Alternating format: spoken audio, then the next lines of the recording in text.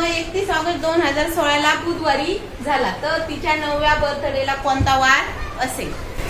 मग आपण लिहून घेतलं स्वराचा जन्म, जन्माचं वर्ष आणि महिना आणि तारीख लिहून घेतली 2016. आणि 2016 हे लीप वर्ष आहे. एक तिचा कितवा वाढदिवस विचारला? 9वा.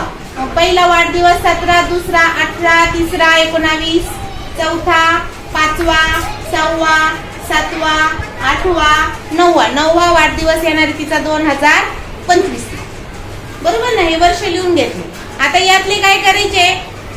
प्रत्येक वर्षी जर 2016, 2017 प्रत्येक वर्षी वार एक दिवस पुढे जातो. फक्त लीप वर्षामध्ये 2 दिवस पुढे जातो. मग बघा 2016 जर बुधवार आहे तर 17ला 1 दिवस पुढे जाणारे म्हणून तर +1, 18ला 1 दिवस पुढे जाणारे म्हणून इथं +1, 19ला 1 दिवस पुढे जाणारे कारण साधं वर्ष आहे म्हणून +1, 20 हे लीप वर्ष आहे. लीप वर्षामध्ये 2 दिवस पुढे वाढ जातो म्हणून इथं +2. परत एकच दिवस साधं वर्ष 1 दिवस पुढे जाणार म्हणून +1, 22ला +1, 23ला +1, 2024 लीप वर्ष म्हणून +2 आणि 2025 साधं वर्ष म्हणून एकच वार पुढे जाणार वार म्हणून +1. टोटल किती झाले मोजूया? 1, 2, 3, 4, 5, 6, 7, 8, 9, 10, 11. किती झाले?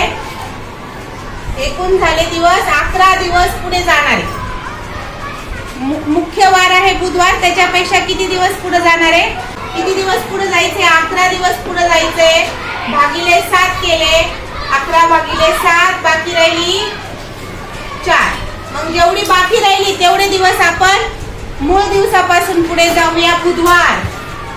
आणि बुधवार पासून 4 दिवस पुढे जायचं म्हणजे गुरुवार, शुक्रवार, शनिवार आणि चौथा दिवस कोणता आहे? रविवार. म्हणून बघा 2025 ला तिच्या 9व्या वाढदिवसाला कोणता वार येणार आहे?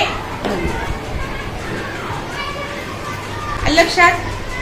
11 दिवस कशी पुढे गेलो कळलं का? एकूण वर्ष 9.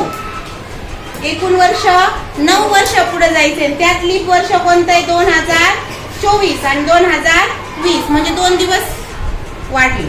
9 2 11. तोंडी करता येतं नंतर एकदा सराव झाला का मग तोंडी येतो.